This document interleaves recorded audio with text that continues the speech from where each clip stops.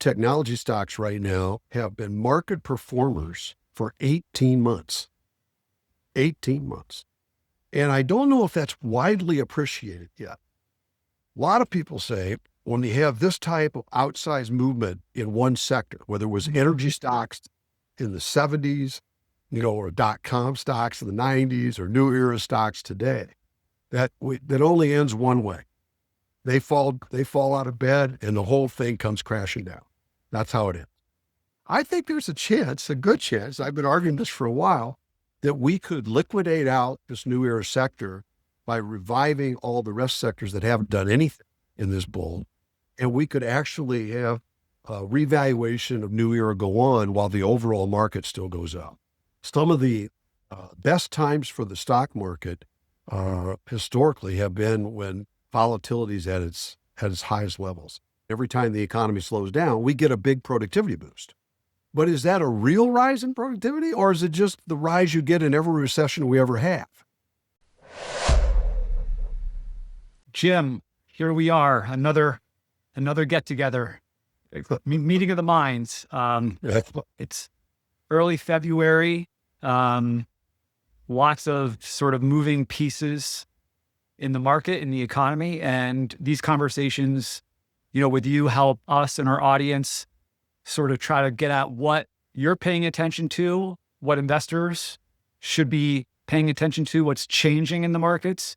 And so, where we always start with you and where we like to start with you is, what are you paying attention to? How are you informing? I mean, you have a bunch of subscribers on Substack. You're putting out daily pieces of research and content and interesting charts. For our audience is fortunate enough, we never get them in advance of your, audience, but you're nice enough to come on and share the things that you're paying attention to and share some of these charts and these interesting data points. So what are you seeing and what is maybe changing right now? Yeah, well, there's always a lot, I think, that's changing, not only in the markets, but just here in the country and across the globe and everything. But right here in my backyard in my state, we've had a little volatility of late too here in Minnesota. Mm-hmm. I'm sure that people have noticed, so that we're still dealing with. But, to me, for the economy and the markets, I guess I'm mostly interested in, fascinated with, and also a little hopeful, I guess, in the early evidence here that we're seeing since late last year of a leadership shift that's going on in the stock market. This thing has been led throughout this bull market almost without exception by new era stocks, large cap new era stocks. And what we've been seeing now in the last few months has been a pretty, growing trend of a broader market leadership away from the old leadership. And I got a few charts. You can just see one of them here up just looks at the relative performance of small cap stocks. They've been dead for this entire bull market most of the time. And on a relative basis now, they're starting to show an upward trend that's last more than a week. And, that's encouraging. The next one is cyclicals. I took the four major cyclical sectors of the S&P 500, the consumer discretionary, the financials, the industrials, the material stocks, relative to the S&P 5. And it's had very similar pattern as well of picking up and starting to lead the market. If you look at the next one, just to show you, we have large cap value, which no one's touched for a long time. And it also has shown a pickup. And then lastly, I just threw in there the emerging markets on a relative basis. Now, what I want to point out before we leave these is what I noticed with this is they've had kind of two periods of leadership in this last year of these charts. One occurred in late 2024 into early 2025. I don't show 2024 here, but that's when they started to pick up. And then they paused during much of 2025. And now towards the end of 2025 into 2026, you see another pickup in that leadership. I would argue the reason that you see that broader market leadership in late 24 and 25, that it paused, then another one that we're into now is because they coincide very closely with the Fed easing cycles that we've had over the last 12 to 15 months. The Fed's first easing cycle in this bull ever was in late 2024. And then they didn't cut rates for a while, then they paused. And then late 2025, they started to cut rates again. And now they've announced they've paused. But my point is, when they did ease, you saw this broader market participation really pick up relative to the rest of the market, one of the rare times in this bull. And it isn't just the Fed funds rate. You know, you look at money supply picking up, pausing a little, and hopefully picking up again. You look at the dollar started to come down over that period of time. The yield curve has been steepening. You know, a lot of these, it's a policy cocktail that I think a lot of these broader market plays need to perform. And they're finally getting it. So when you think ahead, we'll come back to this. If this is going to continue, I do think it's going to need policy juice. I think that the Fed's really done for the year. I don't think this will persist. My guess is that's not going to occur. I think we're going to have to continue to be more accommodative with policy and broaden out the market.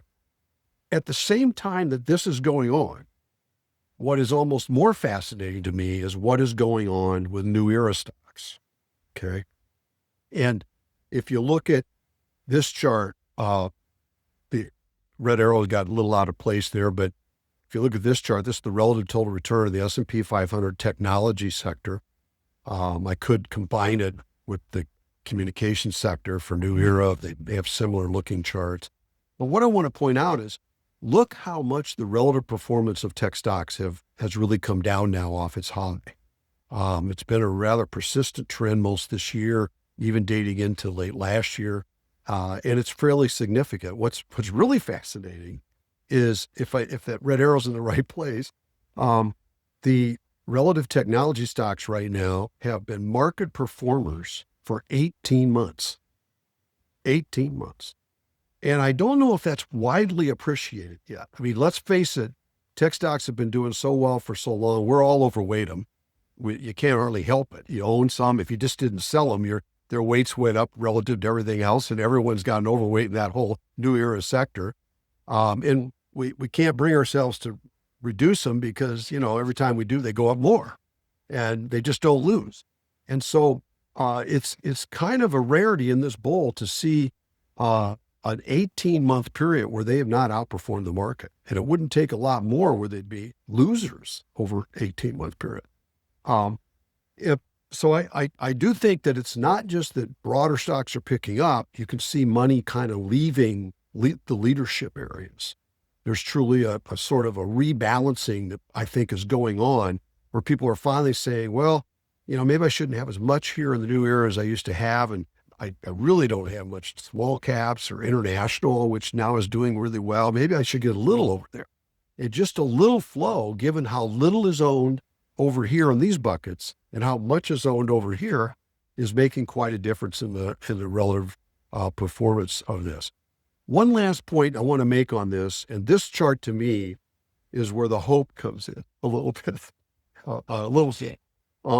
here. But I also think it's one of the most important charts in what I'll talk about today that's going on. And again, it's kind of doesn't show up real well here. It got a little distorted, but what I overlaid here is the relative price performance of technology, which is the red line again. And then what I've laid on top of that is just the overall stock market, S&P 500 on a large scale, which is the blue line. Okay. Now, note how close they are. Up until just since late last year, when tech started to underperform, we have never had, in the last 5 years at least, we've never had a period where tech could underperform and the market could maintain close to its record highs. That just hasn't happened. Every time tech went south, so did the market. Okay. There just wasn't other leadership there to take up the difference. But boy, we're starting to see quite a divergence here where we're liquidating the overweighted, overvalued, overowned risk area of the stock market. We're starting to resize it, revalue it, all of it, And yet we're still within a spittings distance a day trade of new all-time highs in the S&P 500. That is where I get to the hope. A lot of people say when you have this type of outsized movement in one sector, whether it was energy stocks in the 70s, or .com stocks in the 90s, or new era stocks today, that only ends one way. They fall out of bed and the whole thing comes crashing down. That's how it ends. I think there's a good chance, I've been arguing this for a while, that we could liquidate out this new era sector by reviving all the rest sectors that haven't done anything in this bull. And we could actually have a revaluation of new era go on while the overall market still goes up. In other words, I think there's a chance that new era doesn't just collapse, it just underperforms. Okay, it stops outperforming, it doesn't collapse, it might even go up yet, but it doesn't go up as much as the broader market. And it's very encouraging to see this on this early signs of the last few months where we're starting to get a gap. By the way, if I go back to .com, there's nothing like this. .com, when that thing rolled over, the whole market came with. You didn't have this differential occur between what was going on with the relative price of tech and the overall market. They both came down together almost immediately. This is not occurring today. And it's not occurring like it did even in the last 5 years over and over again. So this is both, I think, maybe telling about how this could work out. Also, maybe it's just being a little hopeful that can occur. I would argue if you interview most people, they'd probably say, this thing, right now, what's the fear? The fear is the semi stocks and everything else is coming down, AI, and there's just no way the whole market's going to come down under that. And I'm not saying it couldn't come down a little bit, but I don't know if we're going to get, a full bear out of that. And even new era tech stocks themselves, I'm not so sure they have to go into full recession mode either. It's more that we actually put up a transition from new era to like old era parts of the market. One more thing before we leave this. One reason this, I think, could work a lot better today than, let's say, it worked back in .com is because back in .com in the late 90s, all stocks in the market were going up pretty good. Tech stocks went up a lot more than the rest of them. But even smalls and value and everything else was going up pretty good in those latter years of the irrational exuberance of the 1990s. That's not occurred here. This has really been a division of humongous moves in new era and then upward moves, but not very much in much of the rest of the market. And a lot of us know that if you've been a small cap manager, a healthcare manager, or whatever, you haven't done very much in your stocks while this big boom is going on. But today, that's a good thing because I think it really sets up the possibility that we could bring down this one sector while bringing up a lot of the rest. I also would just point out that one of the things that's made new era stocks go up so dramatically is certainly their fundamental performance. No doubt about it. They've been phenomenal, and that's pushed those prices up. But I think it's almost equally supportive that they did this at a time when nothing else in the stock market was doing well at all. Everything else in the economy and the market really was just laying there in the muck. So if you have one sector that suddenly gives you great fundamentals and there's absolutely no choice anywhere else of anything else you can buy that's doing anything good at all, then the value you're willing to put on this sector goes up even multifold. And I think that's been one of the driving forces under tech is not only their own fundamentals, but the lack of any good fundamentals available anywhere else. That is changing today. We are now starting to see fundamentals pick up in other parts of the economy, other parts of the market, which is detracting from the flows, investment flows to new era, not because they're necessarily rolling over and dying, but just because they're not as relatively attractive now that there's other alternatives and everyone is too overweighted in new, too underweighted in old. That's why I think there's a good shot that we could just liquidate new era without collapsing it and have an ongoing bull through this, even though tech is a period where it underperforms the overall market. One last chart here, just throw out is kind of a move. I think I would argue the thing we've missed in this bull more than anything is animal spirits. We've just never raised them. I don't know if we will totally, but we've had a bull that's been totally pessimistic most of the time, and pessimistic attitudes on Main Street, pessimistic attitudes among CEOs a lot of the times. And really because of that, a lot of people holding excess cash, not using much debt. There hasn't been that old animal spirit, rational, exuberant, go get them behaviors. And we're starting to see a little bit of that because this is my animal spirit stock index. And all I'm doing here is I combine and just look here. It's a geo-weighted index of the S&P 500 low quality index, of the S&P 500 high beta index, the Bloomberg microcap index, and the IPOX IPO index. It's stuff you'd buy if animal spirits actually had a heartbeat. And for the first time on a relative basis here, just in this bull market, first time ever in this bull market, we have seen animal spirit stocks outperforming the market. Typically, I put the dates on these lower ones. When they bottomed in the past, those were all dates of a start of brand new bull markets. Now, we can't have a brand new bull market today because we've been in one.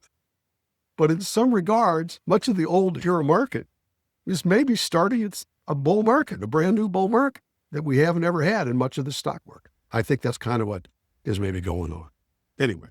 It's interesting. It's like the tale of two different bull markets. The bull market was driven largely by if that does in fact play out, that's going to be a very sort of different type of, I guess, right, bifurcation of bull markets. It's interesting. Worst piece I wrote recently, I was going to title it though, just to your point where you just brought up there, I was going to title it A Bull Within a Bull. Kind of the same thing you just brought up. Cause that's what I kind of think this is a little bit. It got so bifurcated between new and old era. We're now giving the stuff that old era has always needed to grow, bringing it back finally for the first time. And to some regard, these stocks are experiencing their first move in this bull market. And if they haven't had one yet, they could drive this thing for a while if we just don't collapse the entire 40% weight of New York stocks on the S&P. That's the key.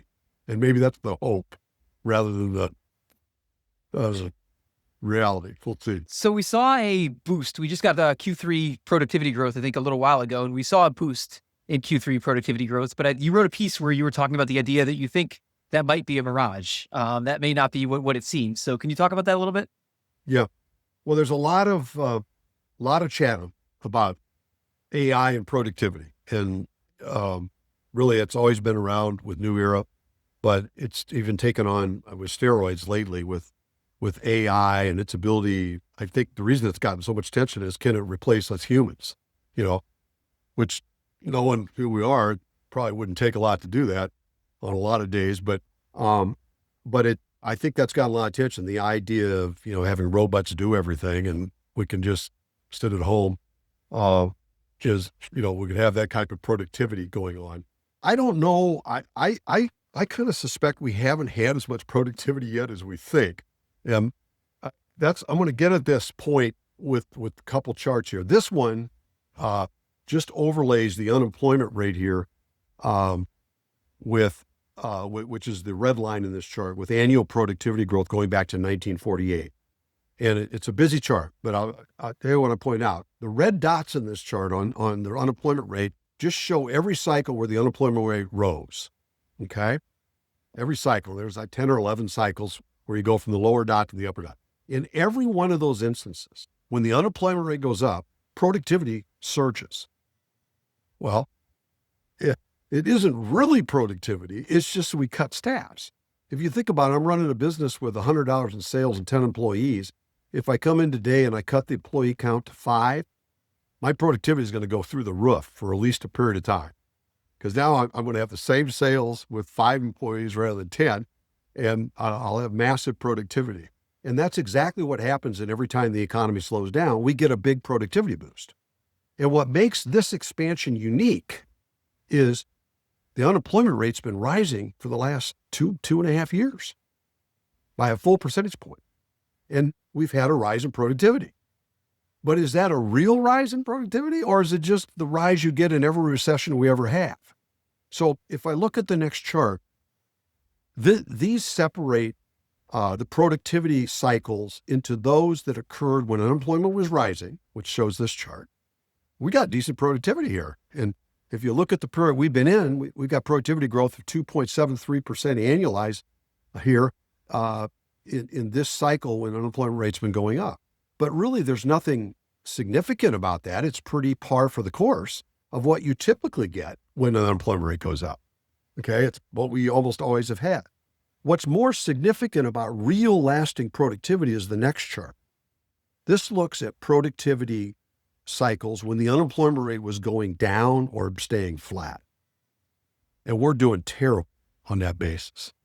In the not only in the current cycle, but just in the recent cycles that we've had here.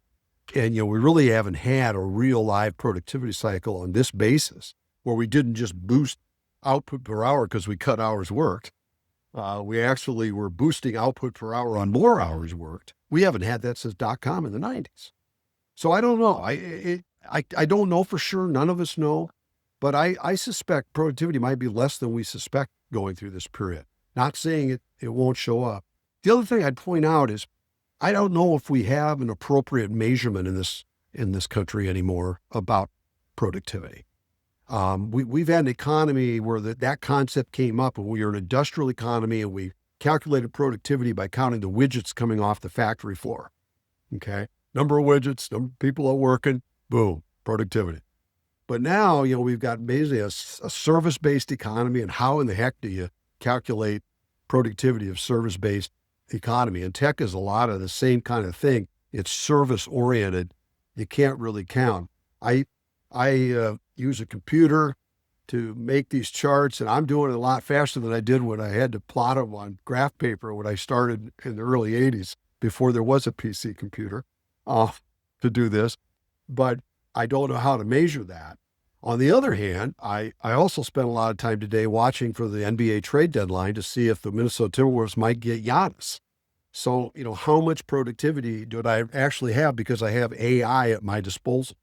And I do think that this is one way to look at this, and it just gives you caution that maybe the productivity miracle is not as great as we think. And if it is showing up in this cycle, it's mainly showing up because we've been cutting jobs. We've been raising the unemployment rate in a completely unique fashion during this period.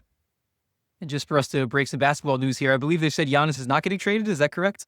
I think that's what, right before I came off, I checked the notes, and it looked like they're going to hold off and wait till after the season's over. So, because I'm a Knicks fan as well. They were another team that was considering going after them. So it appears he's staying put. So you heard that first here on the Excess Returns podcast.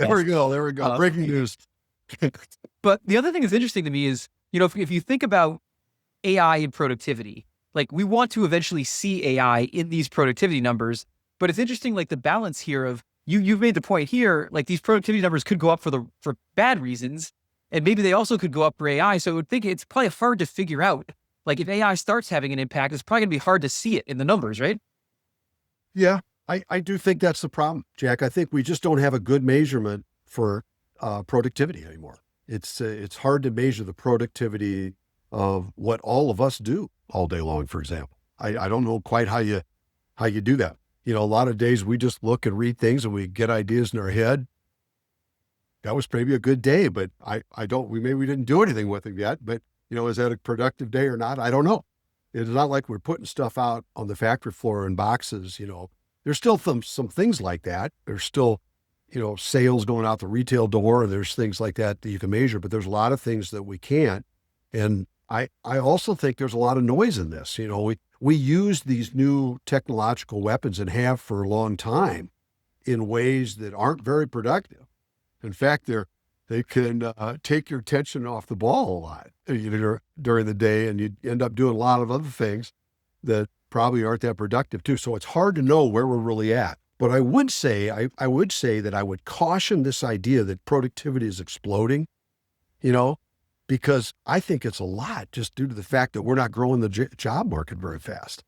That's why it looks like we're getting a lot out with fewer people, so to speak. But that happens every time you cut jobs. So I'd say, Jim, one of the things I'm guilty of all the time is saying there's an above average level of uncertainty. I think I pretty much consistently 100% of the time say there's an above average level of uncertainty. And by definition, I have to be wrong about that. But it does seem like, looking at this first chart, it does seem like maybe now we do have an above average level of uncertainty, but you can talk to that. Yeah, this is just the U.S. Economic Policy Uncertainty Index back to 85. And we have certainly had an explosion of uncertainty. I think this is, a lot of this is just Trump-utility, right, is what it is. It's Trump-utility. The way he runs things is through shock and awe and through constant uncertainty and volatility. That I think it isn't something new he's brought to the presidency. I think he's kind of run his entire private operation like that, his businesses in general, that way. I think that he feels good that works out well for him. And I don't know if it works out as well for the country or not, but that's certainly how we're running this. And, we have tremendous uncertainty throughout all our policies, whether it's, what's going to happen with spend and tax on fiscal front, or the monetary front has been kind of elevated for a while anyway, with an expanded balance sheet, $9 trillion Fed balance sheet after being basically zero forever.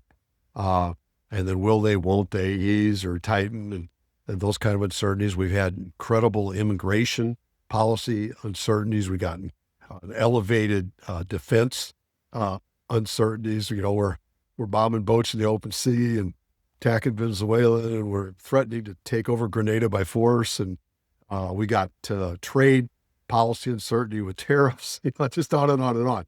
So this chart is no lie that, it went way above the uncertainty we had as measured by this device during the pandemic, for example.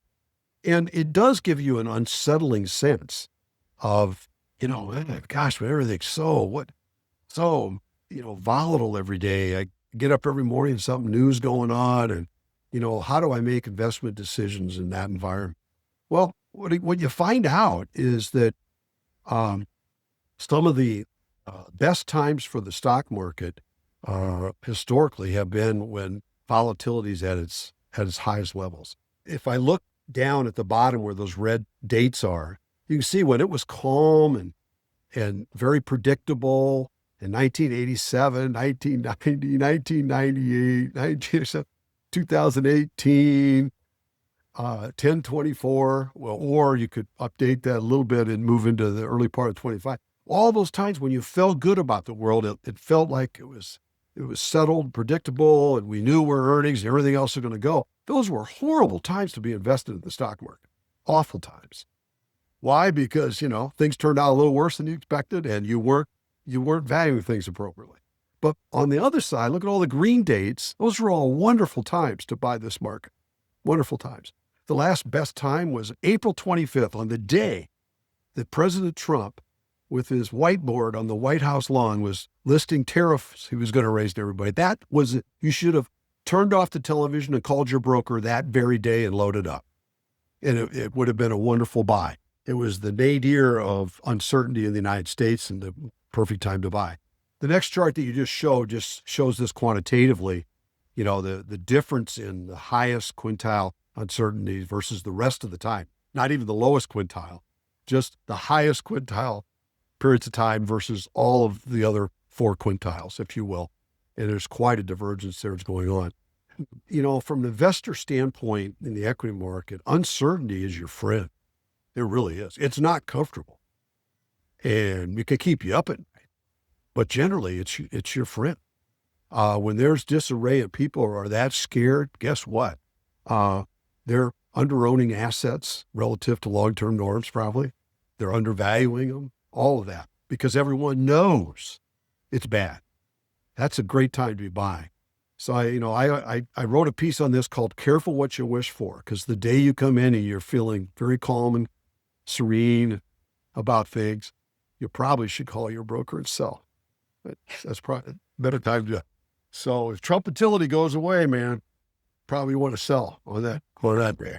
We'll see. Well, it's interesting because I think you've just proven the old stock market saying the stock market climbs the wall of worry. Was done it with charts. Exactly right. Yeah, that's exactly right. And we've had the wall of worry in spades here over the last few years on about every front you can imagine. And, but it's been very good, very good for the marketplace overall. It's interesting. I just wanted to get your thoughts on this. We had Liz Ann Saunders on recently, and she was talking about this idea that in addition to maybe uncertainty right now, we also have this instability, which she thinks kind of, is a big thing, part of this market. And I guess part of that would be like, we're not just thinking about things that could happen. Things are actually happening as well, which is probably what leads to the instability. So I don't know if you have any thoughts on like that and maybe the two of those together. Yeah. To me, instability is, they're almost just, they're just a variant of the same word to me a little bit semantically. I don't know if there's a big difference. I mean, think about things that are unstable, whether they're tip right, left, fall down, go up. That's kind of the definition of uncertainty. I don't know which direction it's going, up, down, right, left. That's uncertainty. So when things are unstable, perceived unstable, I think it's kind of the same thing in my book. I would argue in some regard, we've had more stability than instability in this period. We've had uncertainty though, in the sense that think about how stable profits have been in this period of time. Very, very stable. The stock market has been, for the most part, fairly stable. Interest rates have been fairly stable. Inflation has been hanging around 2.5%, 3%, fairly stable over this period of time. Fed actions, for the most part, a little here, a little there, but pretty much, it hasn't been a wildly unstable time. And even Trumpitility has become very stable. It's just massive every day. So I mean, in some regard, I would argue that there's much more pockets of stability today, in some sense, rather than instability. It's more just chronic uncertainty, I think. I don't know. And who knows who's right on. Well, it's interesting because there's been like a stability of like wild announcements and threats. And maybe it's like this, the boy who cried wolf type of thing where we sort of start to tune it out as it happens on a daily basis. I think that's going on. Like I always have argued that what you need to worry about is the thing that no one has brought up yet. That's the worst thing. You wake up some morning and something happened overnight. No one's ever talked about it. You never thought about it. That's going to bring a big adjustment in the market. But I don't care how much volatility there is.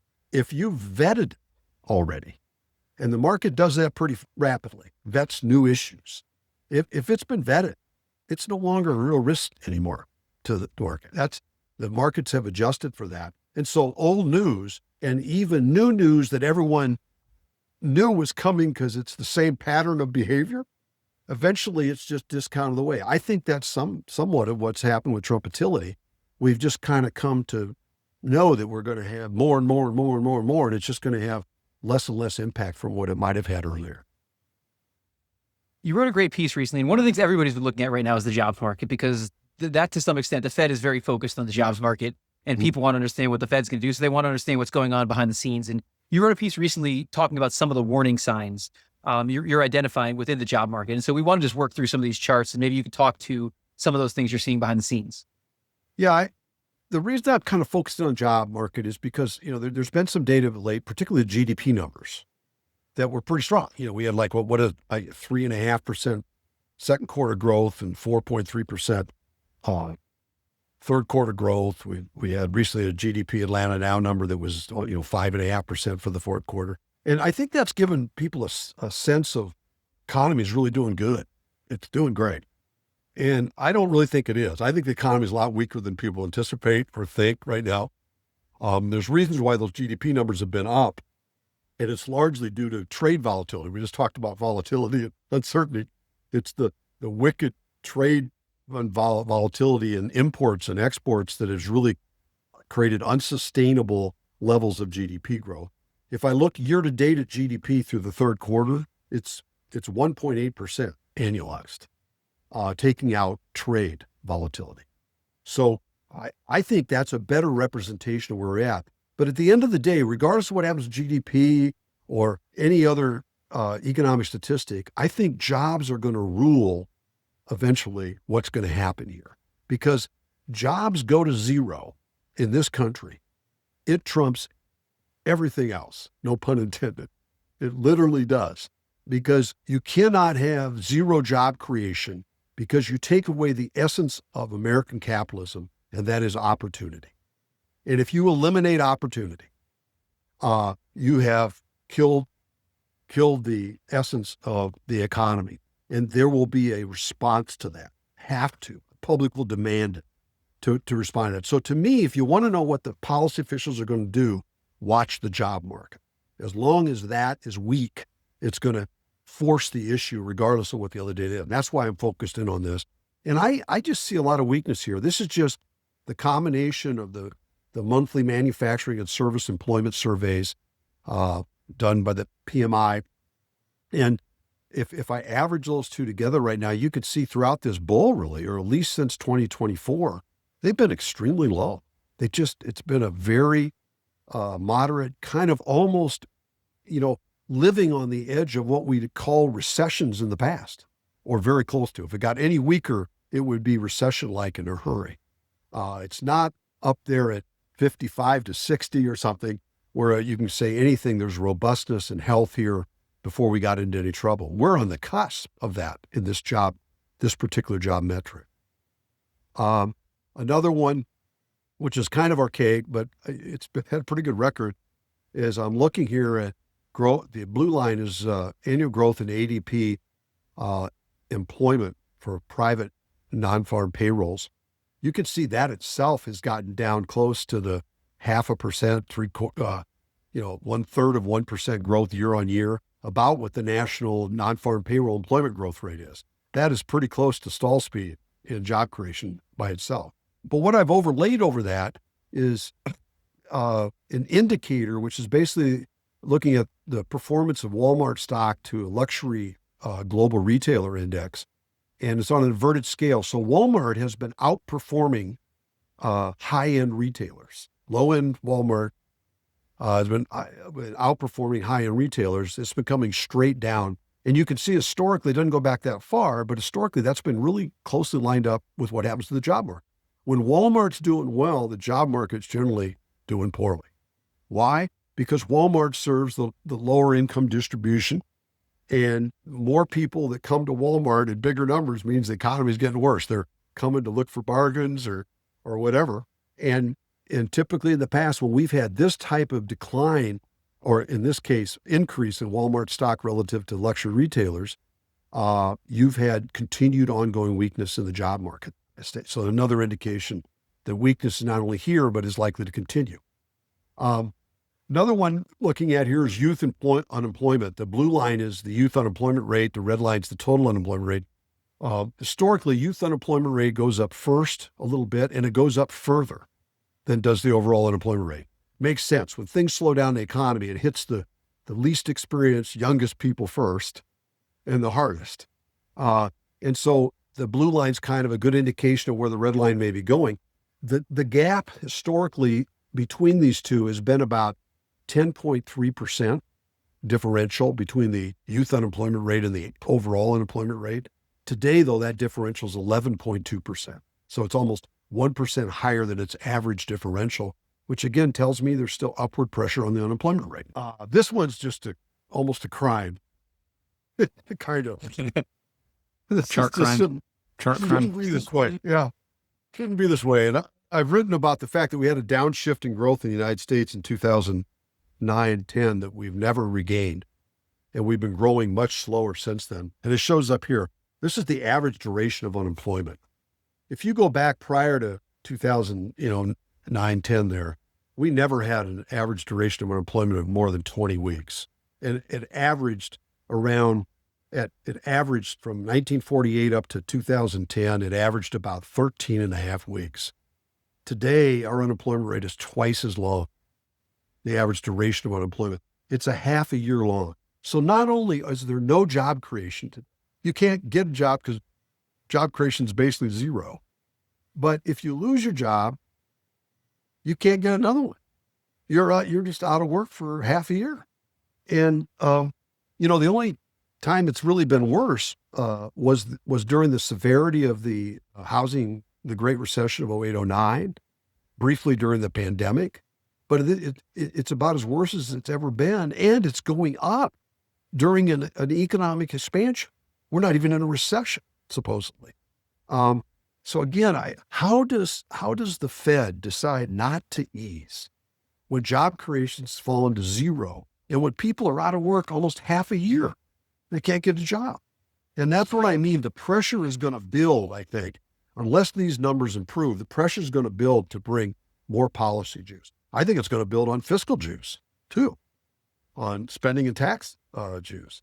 It's already starting to get its own, slower growth begets more fiscal juice automatically because tax receipts fall and welfare expenditures rise.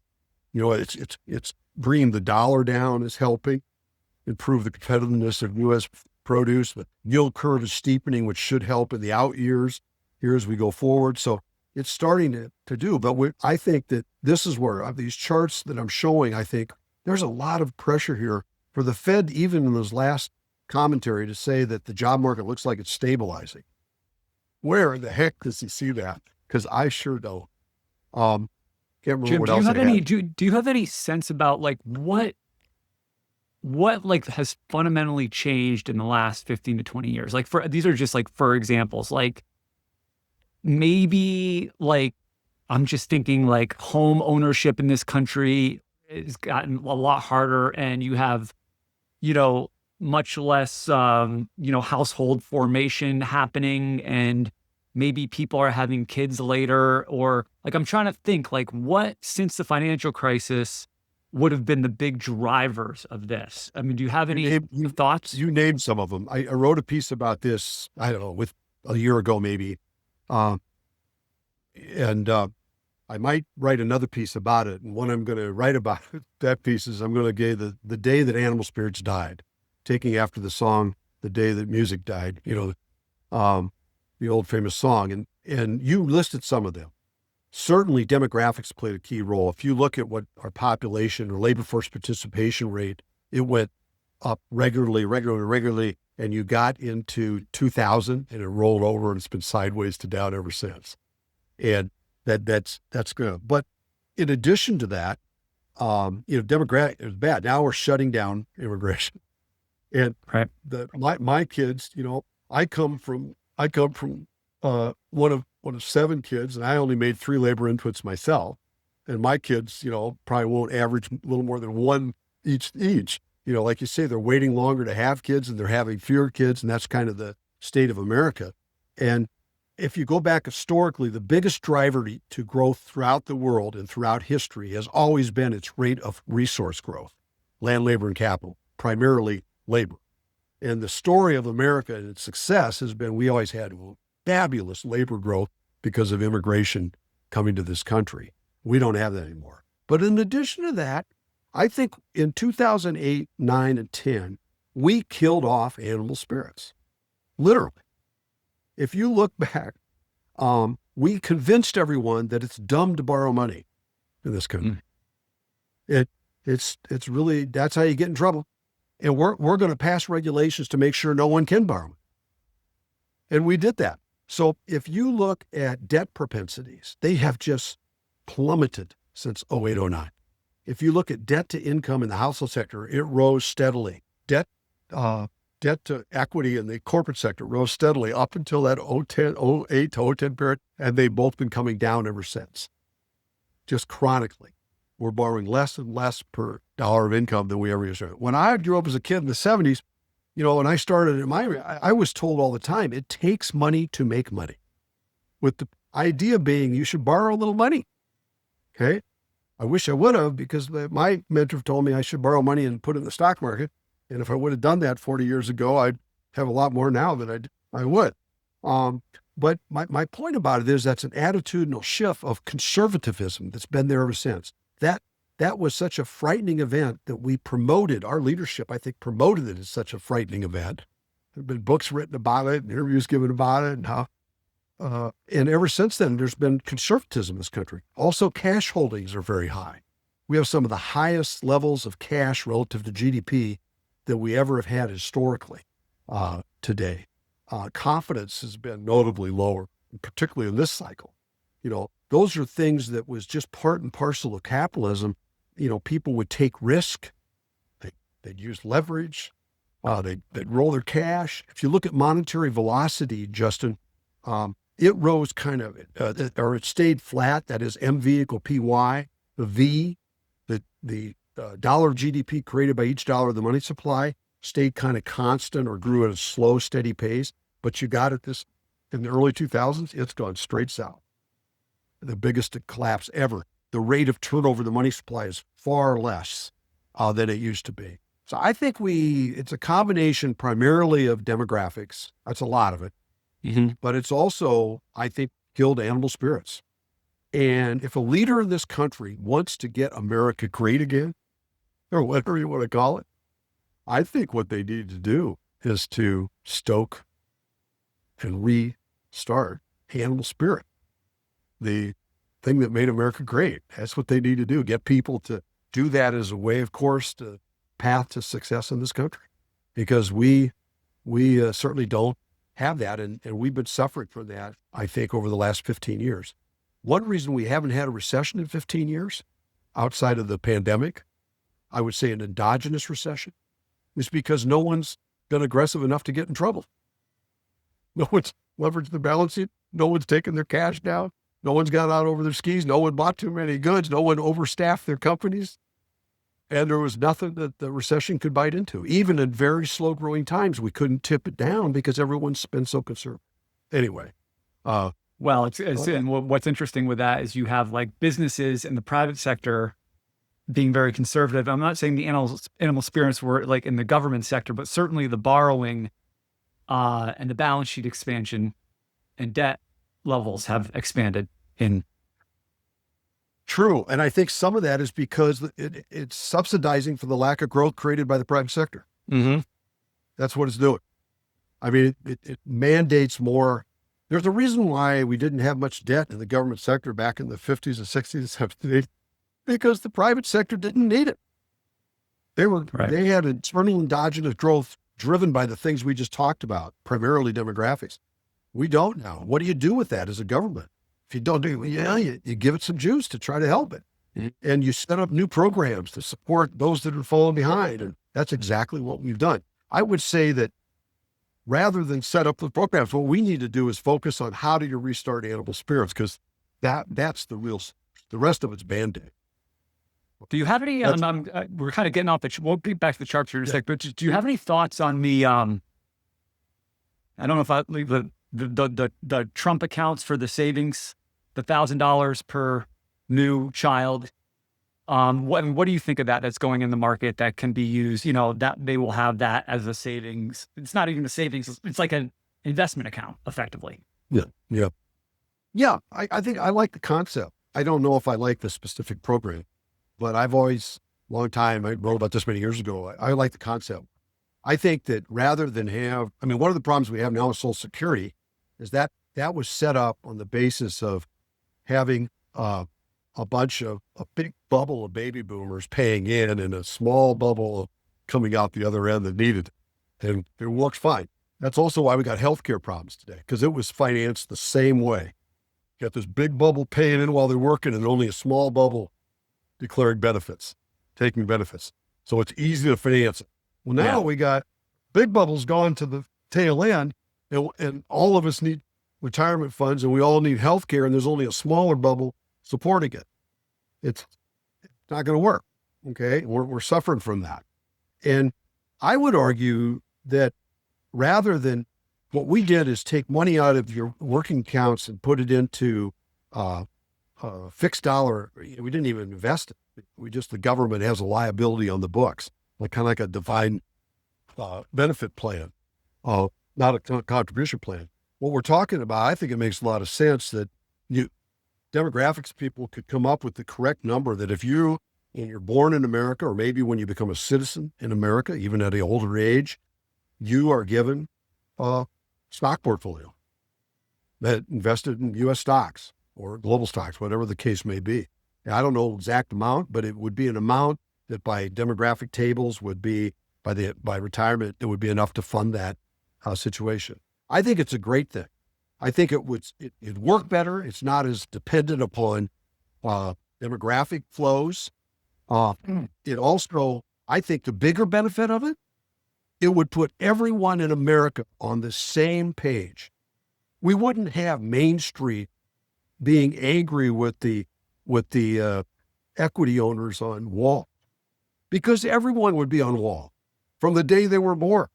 Everyone would be not just getting a wage from the man, they would be getting a participation, ownership in American ingenuity and creativity. And to me, that brings much greater cohesiveness in this country around a shared goal of making America great, not just labor versus capital owners, because everyone would be both in this. And I think that would help a lot of our infighting that you see, as well as probably be better at funding some of the needs that we need to do. Just as we all know as investors, you can't do this for a 10-year period. You have to do this for a lifetime period to fund lifetime commitments down the road for healthcare and pension. I think it makes sense. $1,000, I don't think that's near enough to really do it. The concept makes some sense. The size of it really is inadequate, I think. All right. So let's get back to we kind of got off the chart thing. Sorry about that. Let's cut more on employment. This is just part-time employment and for economic reasons. And, this kind of leads the unemployment rate too. And it starts to go up ahead of the overall unemployment rate. You can see it's been going up pretty strongly. So this idea of labor market stabilization, I don't see it in this leading indicator. I'm not sure what else I have in there, Jack. Do I have another one or, oh, I do. There's one more I wouldn't mind hitting on.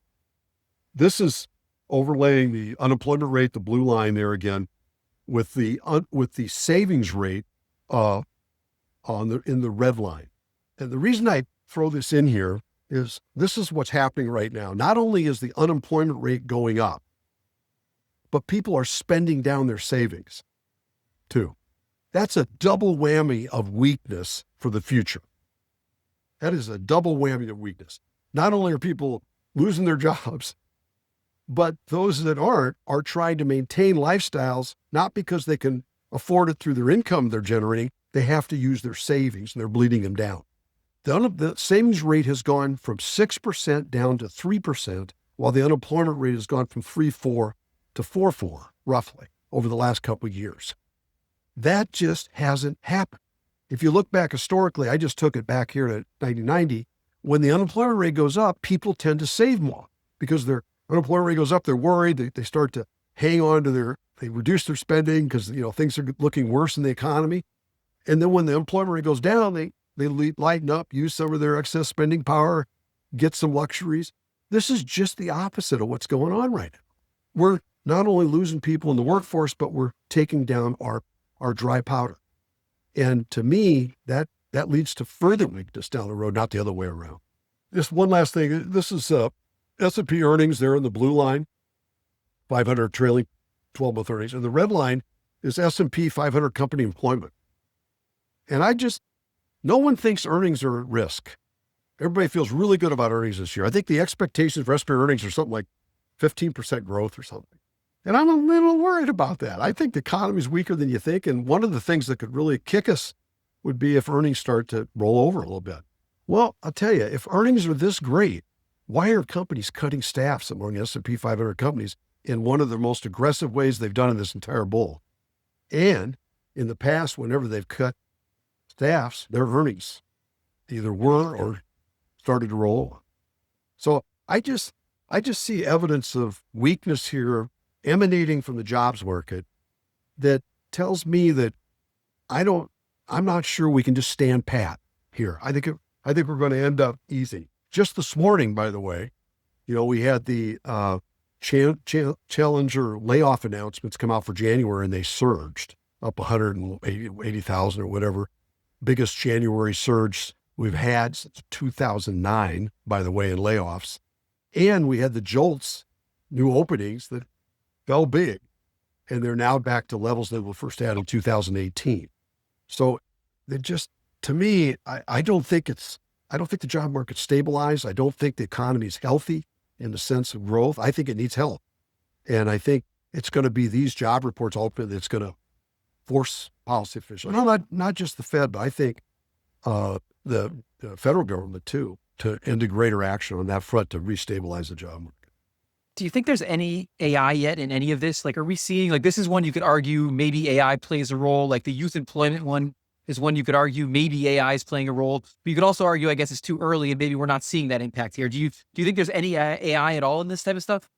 The true answer is, who the hell knows? I don't. I don't think anyone really does know. And it's been bantered around a lot. I mean, people are keeping statistics like the number of mentions of AI that companies make in their reports.